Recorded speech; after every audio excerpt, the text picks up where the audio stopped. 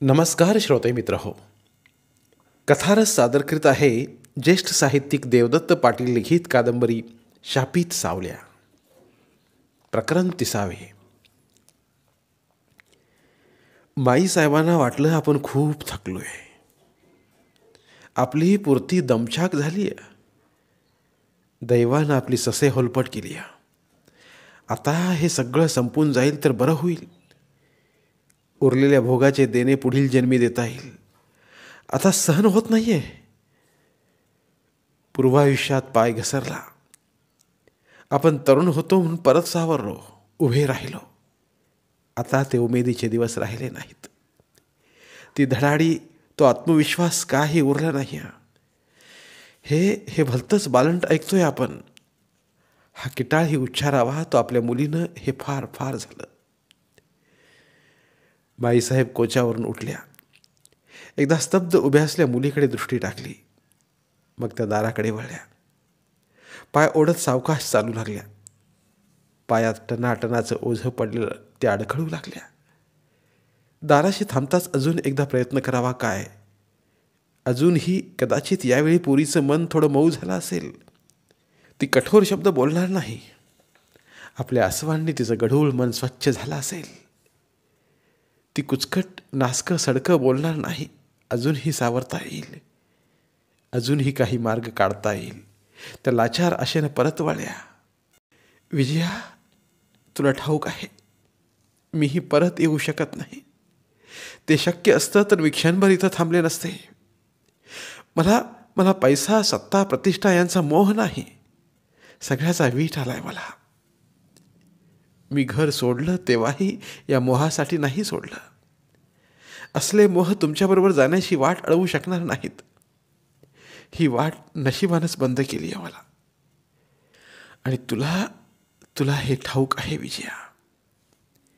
म्हणूनच तू माझ्या असहायतेचा फायदा घेते आहेस. माझी कोंडी करून छळते आहेस. सुडाचा आनंद मिळवते आहेस. तुला मीही सोडून आले. त्याची तू देत असलेली शिक्षा मी निमूट भोगायलाच हवी. पण मीही एक माणूस आहे. दुःख सहन करण्याची मला एक मर्यादा आहे. छळ सोसायलाही शक्तीला सीमा आहे. हे तू कसं विसरतेस? तुझी आई म्हणून नव्हे, एक माणूस म्हणून तू मला क्षमा करू शकणार नाहीस. तुला जन्म दिल्याचा मोबदला नको. एक कर्मदरिद्री माणूस दयेची भीक मागत आहे असं समज. तू सांगशील तर ही निवडणूक मी लढवत नाही. माझा अर्ज मागं घेते. तुझा उदय निवडून येऊ देत. तू म्हणशील तर सर्व सुखांचा सोयींचा त्याग करते मी अन्नत्यागही केला असता. पण मला जगायचं आहे. तुम्ही मुलं सुखी झालेली या डोळ्यांनी बघायचंय मला. म्हणून मला जिवंत राहण्यापुरतं खावं लागेल. मग तरी तुझं समाधान होईल. तू मला आई मानशील? माझा द्वेष करायचं सोडून देशील? माईसाहेबांना स्वतःचीच कीव वाटू लागली आणि त्या बोलायचं थांबल्या. खुळ्यासारखा आपल्या पोरीकडे बघू लागल्या. विजया भिंतीवर लावलेली एका निसर्गचित्राची फ्रेम पदरानं मन लावून पुसत होती. त्यात आबासाहेबांच्या आवडीची संध्याकाळ होती. सूर्यास्ताला थोडाच अवकाश असताना चितारलेलं पश्चिम आकाश. तुझे लक्ष नाही विजया माझ्या बोलण्याकडं. माईसाहेब, आई पण ही गोष्ट काही याचना करून मिळत नसावी. त्याला आईसारखं वागावं लागतं. आपल्याला जन्म न दिलेल्या बाईला सुद्धा कधी कधी आपण आई समजतो. आईसारखी आई म्हणतो. याचं कारण तिनं आपलं आई पण सिद्ध केलेलं असतं. तुम्ही शंभूच्या मातोश्री आहात. तो तुम्हाला आई मानतो. त्याचं चुकतंय असं मी कधी म्हणते का? पण माझ्या बाबतीत तसं नाही. पूर्वी काय घडलं ते आपण घटकावर विसरायचं म्हटलं तरी आज शंभूची आई शंभूला सोडून अनेक वर्ष आईविना वाढलेल्या विजयाकडे काय येत नाही. मग विजयानं तुम्हाला आई म्हणावं, मानावं अशी अपेक्षा का धरता? तू इथेच माझ्याजवळ राहा आणि मी तुझ्यावर कमी प्रेम करते, शंभूवर जास्त करते असं काही घडतं का पहा. उलट शंभू आजवर माझ्याजवळ होता, त्याला आईची माया पुरेशी मिळाली आहे. आता तूच हवी आहेस मला. तुझं लग्न करून देईन, सासरला पाठवून देईन, माहेर पण करेन. एवढं सगळं करणार, पण मी तुमची मुलगी असल्याचं जगाला सांगणार नाही, असंच ना? ते केवळ इलाज नाही म्हणून. सगळ्याच गोष्टी जगाला सांगायचं म्हटलं तर मोठी चमत्कारिक अवस्था होईल आपली. आपल्या मनात तर पाप नेहमी मुक्कामाला असतं. मनात पाप असल्यानं आपण काही पापी ठरत नाही. मनातलं पाप कृतीत उतरलं तरच आपण पातकी ठरतो. मग मनात अमुक एक पाप आहे, अमुक एक घाणेरडा विचार आहे, अमुक एक किळसवाणी अभिलाषा आहे, हे का जगाला सांगायचं असतं? केवळ गैरसोय टाळण्यासाठीच आपलं नातं लपवायचं आहे. त्यामुळं तुझी मी आई असण्यात आणि तू माझी लेक असण्यात काही फरक पडायचं कारण नाही. लोक उलट त्याचं कौतुक करतील. मानलेलं नातंही किती उत्कट आहे, दृढ आहे म्हणतील. अशा रीतीनं वागणं दोघींच्याही नव्हे तर. माईसाहेब. एकदम मध्येच विजयानं त्यांचं बोलणं थांबवलं आणि ओठावर बोट ठेवून न बोलण्याची खूण केली. माईसाहेब गोंधळल्या. विजयानं दाराकडे हातानं निर्देश केला. त्यांनी बंद दाराकडे बघितलं आणि त्यानं नीरव ते दूर जाणाऱ्या अस्पष्टपणे ऐकू येणाऱ्या पावलांचा आवाज जाणवला. त्याने प्राण कानात गोळा करून त्या आवाजाचा मागोवा घेण्याचा प्रयत्न केला. तो आबासाहेबांच्या जोड्यांचा कुरुम कुरुम असा दमदार आवाज असावंसं वाटून माईसाहेबांच्या हातापायातलं बळ सरलं आणि त्या भयभीत होऊन थरकापल्या. त्याही स्थितीत पावलं न वाजवता दबकत दाराशी गेल्या आणि बाहेरच्या आवाजाचा वेध घेण्यासाठी दाराला कान लावून उभ्या राहिल्या. आता कसलाच आवाज येत नव्हता. बंगल्यातली रात्र नीरव निशब्द होती. चैतन्याची स्पंदनं सुद्धा जाणवत नव्हती. माईसाहेबांना ती जाडभर थंडगार स्मशान शांतता भयानक वाटली. आपण बर्फात ठेवल्या कलेवरात मुक्काम करतोय असं वाटलं. असं किती उशीर. ताण असह्य झाला आणि माईसाहेबांनी दाराचा बोल्ट खाली सरकवून दार एकदम उघडलं. कॉरिडॉरमध्ये घुटमळणारा वारा आत शिरला आणि बाल्कनीकडून बाहेर पडला. त्या गार वाऱ्यानं माईसाहेबांच्या अंगावर काटा उभा राहिला. कॉरिडॉरमध्ये कुणीच नव्हतं. पॅसेजमधले दिवेही मालवलेलेच होते. दुसऱ्या टोकाला आबासाहेबांच्या बेडरूममधला प्रकाश तेवढा दारावरच्या शर्ट्समधून बाहेर पडून तेवढाच चौकोनी पट्टा त्या अंधाऱ्या पॅसेजमध्ये ठळकपणे दिसत होता. म्हणजे आबासाहेब इकडे येऊन गेले की ते येतील या नेणिवेतील भयामुळे भास झाला. त्याने आपलं बोलणं ऐकलं असेल का? माईसाहेब झर्रकन त्या रूममधून बाहेर पडल्या. भराभर पायऱ्या उतरून खालच्या मजल्यावर आल्या. लगबगीनं आपल्या बेडरूममध्ये गेल्या. त्याने दार ढकललं आणि आत पाऊल टाकून चटकन वळून दार बंद केलं. बरेच बोल्ट्स तेवढे सरकवून सुटकेचा श्वास सोडून त्या वळून डोळे मिटून क्षणभर दाराला पाठ टेकून विसावल्या. डोळे मिटण्याआधी काहीसं दिसल्याचा भास ध्यानात येऊन त्यांनी डोळे उघडले आणि त्याने किंचाळण्यासाठी तोंड उघडलं होतं ते स्वतःच्या हातानेच दाबून त्याने किंचाळी बाहेर पडू दिली नाही. त्या थरथर कापत आपल्या नवऱ्याकडे विस्पारल्या डोळ्यांनी बघत राहिल्या. त्यांच्या बेडवर गोविंदा आपल्या बायकोची वाट बघत बसला होता. 22-24 वर्ष निम्म आयुष्य त्यानं आपल्या अत्यंत लाडक्या कमलाची वाट बघितली होती. बहिणीनं आक्रस्ताळेपणा करून कमलाला मारहाण केली नसती तर परपुरुषाचा मुका घेताना बायकोला स्वतःच्या डोळ्यांनी पकडूनही त्यानं तिला घरातून घालवून दिलं नसतं. ती जायला निघाली असती तरी पाया पडून तिला परतवलं असतं.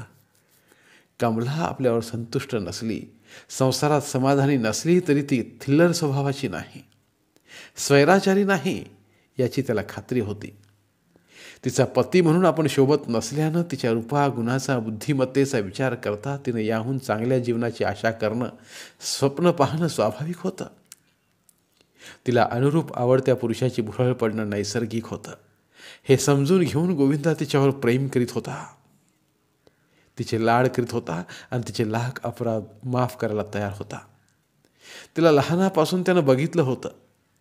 तिचं वर्तन व्यवहार, तिचा स्वभाव, तिच्या आशा आकांक्षा यांचं त्याला ज्ञान होतं. तो कमलाला पूर्णपणे ओळखत होता, म्हणूनच तिचे अपराध तो विसरू शकत होता. तिच्याकडे क्षमाशील दृष्टीनं बघू शकत होता. अंतर्मनाला मात्र वाटत होतं कमला आपली असावी. त्याच्या वेड्या मनाला आशा वाटत होती एक दिवस ती परत येईल.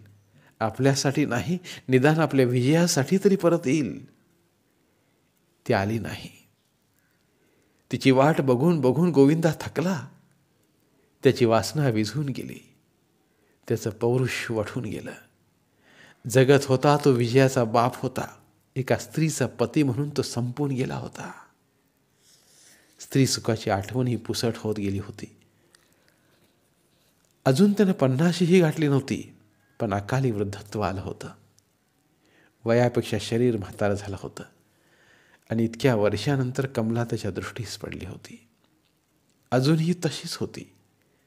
20-22 वयाचीच अजून दिसत होती.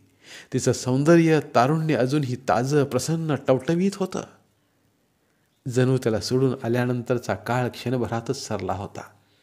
काळाला तिच्या शरीरावर कसल्याच खुणा उमटवता आल्या नव्हत्या. त्या कमळाला कुणीच धक्का लावला नव्हता. कुणी चुरगळलं कुस्करलं नव्हतं. कुणी हाताळलं हुंगलं नव्हतं. परिस्थितीनंही नाही. गोविंदानं तिला बघितलं आणि त्याच्या पौरुषाला पालवी फुटली. वासनेला धुमारे फुटले. मनाला तारुण्य कळाल्या. शरीर नेटानं रग धरू लागलं. रक्तात सळसळ जागी झाली. अभिलाषेची स्पंदनं जाणवू लागली. कमला हवी हवीशी वाटू लागली. त्याचा दिनवाना चेहरा तिच्याकडे शरीर सुखाची याचना करू लागला. पण तिच्या लक्षात ते यायला तिचं मन कुठं स्वस्थ होतं. तिनं प्रथम भेटीत त्या रात्री त्याला स्पर्श करताच ती जादू घडली होती, पण तिला त्याचा पत्ताच नव्हता. गोविंदा संधीची वाट पाहत होता. कमलाची भेट त्याला एकांतात हवी होती आणि ते त्या श्वेत पद्म बंगल्यात जवळजवळ अशक्य होतं.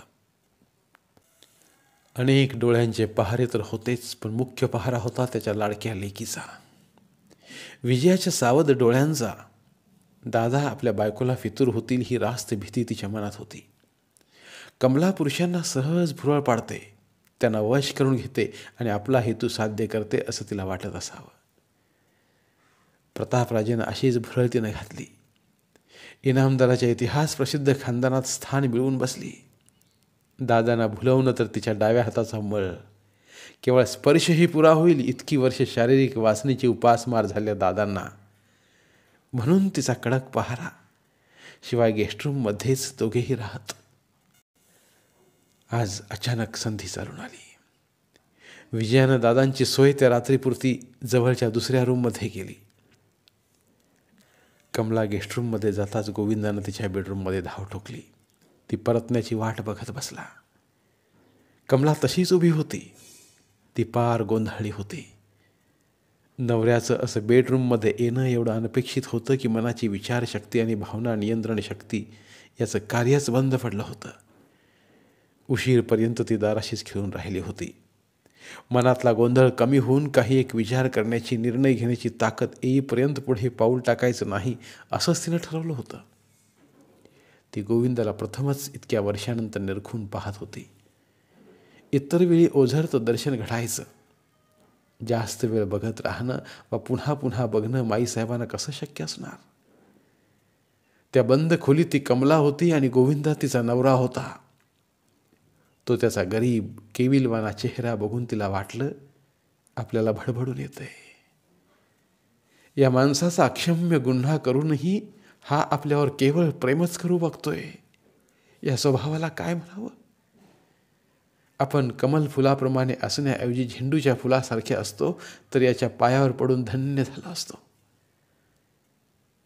कमलानं गोविंदाच्या खोल गेल्या डोळ्यातली ती चमक बघितली आणि ती शहारली. मनोमन शहारली. अजूनही या माणसाच्या मनात हक्काची जाणीव आहे, म्हणून शरीराची मागणी आहे. म्हणजे याच्या वासना अजूनही मेल्या नाहीत. आपल्या वासनांची वात केव्हाच जळून गेली. या माणसाच्या शरीरातलं तेज जळून गेलंय, पण वात धुमसतीय. आपण काय सांगावं याला. कसं टाळावं.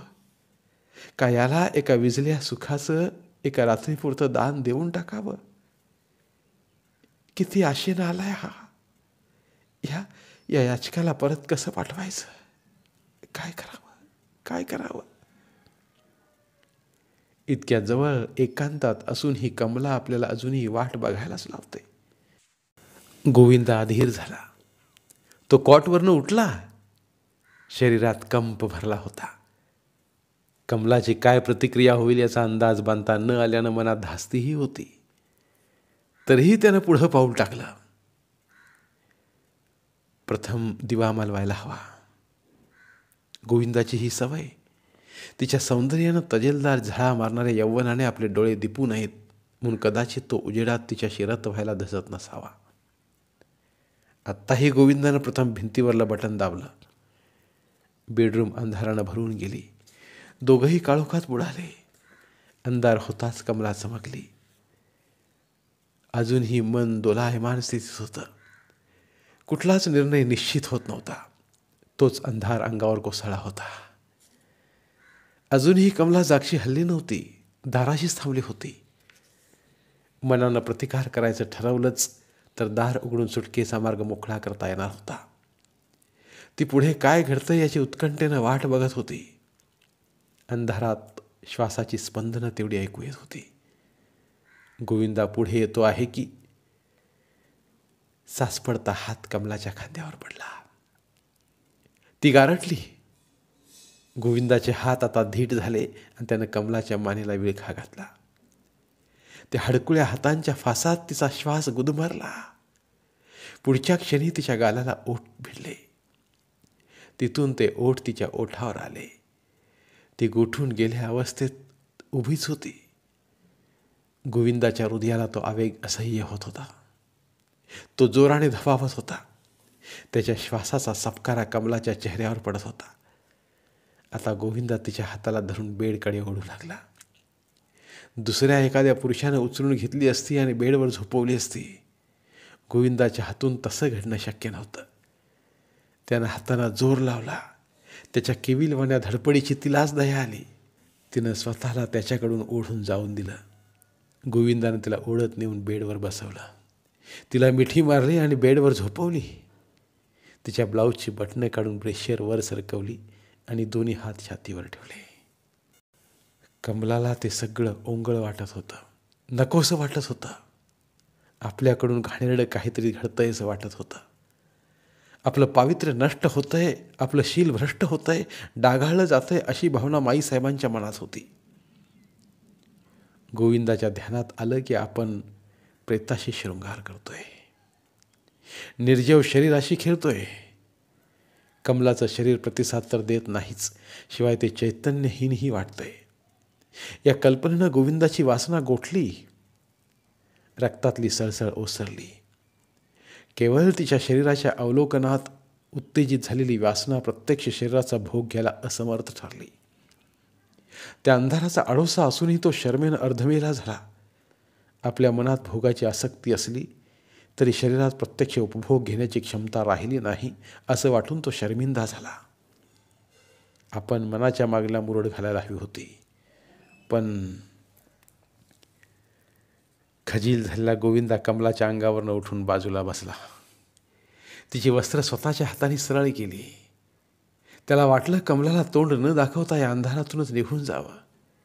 ती मोठ्या मनाची, अजूनही ती कर्तव्यनिष्ठ राहिली आहे म्हणूनच आपण काहीही केलं तरी ते सहन करीत होती. पण आपणच जाणून घ्यायला हवं होतं की कमला आता आपली नाही. ही आता आपली बायको होऊन घरी आली तरी तिच्याशी आपल्याला रम्मान होता येणार नाही. कमला आपल्याला सोडून गेली तेव्हाच ती मेली.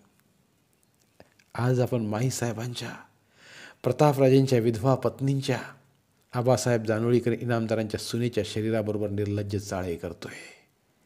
ती साध्वी केवळ आपल्यावरील प्रेमामुळे सगळं सहन करते आहे. आता कमला आपली राहिली नाही या भावनेनं गोविंदा उठला. त्याला तीव्रतेनं आपल्या मुलीची, विजयाची आठवण झाली. तिनं आपल्याला ज्या खोलीत झोपवलं तिथं बघितलं तर तिच्या भावना आपण जपल्या पाहिजेत. तीच एक आपला आधार आहे. तीच आपलं सर्वस्व आहे. आपण उगीच या अनोळखी बाईच्या बेडरूममध्ये शिरलोय आणि तिच्या शरीराशी लगट करतोय, अतिप्रसंग करतोय. कमला झोपूनच होती. नवऱ्याची दया आल्यानंच ते शरीराची विटंबना करून घ्यायला तयार झाली होती. पण नवऱ्याची असमर्थता तिच्या लक्षात आली. तसं त्याच्याविषयी तिच्या मनात करुणा दाटून आली. ती सावकाश उठून बसली. हात लांबून भिंतीवरचं बटन दाबलं. खोली प्रकाशानं उजळली. गोविंदा खाली मान घालून बसला होता. डोळे वर करून त्याला तिच्याकडे बघण्याचं धाडस होत नव्हतं. कमलानं त्याला जवळ घेतलं. स्पर्शातून प्रेम, सहानुभूती, अनुकंपा, करुणा त्याच्या मनापर्यंत पोहोचली. त्याच्या कपाळाचा एक हलकासा मुका मायेनं घेतला आणि तिनं उठून त्याला जाण्यासाठी दार उघडून दिलं. गोविंदा जायला निघाला. एकदम तिच्या पायावर कोसळला. तिचे पाय धरून ढसाढसा रडू लागला. कमलानं त्याला शांतवलं. त्याचे अश्रू पुसले. त्याचा हात धरून उठून बाहेर नेलं. धन्यवाद. उर्वरित कादंबरी पुढील भागात. धन्यवाद. प्रिय श्रोते मित्र हो, आपल्यासाठी एक आवाहन. आमच्या चॅनलच्या प्लेलिस्ट विभागात तुमच्यासाठी शेकडो कादंबऱ्यांचे ऑडिओ बुक्स उपलब्ध आहेत. तिथे प्रत्येक कादंबरीचे सर्व भाग एकत्रित मिळतील. त्यामुळे सध्या सुरू असलेल्या क्रमशः कादंबरीच्या पुढील भागासाठी वाट पाहण्याची गरज नाही. तुमच्या वेळेनुसार तुम्ही संपूर्ण कादंबरी सलगपणे ऐकू शकतात आणि साहित्याचा आस्वाद घेऊ शकता. कृपया आमच्या चॅनलच्या होमपेजवर जाऊन प्लेलिस्ट चेक करा आणि तुमची आवडती कादंबरी निवडा. धन्यवाद.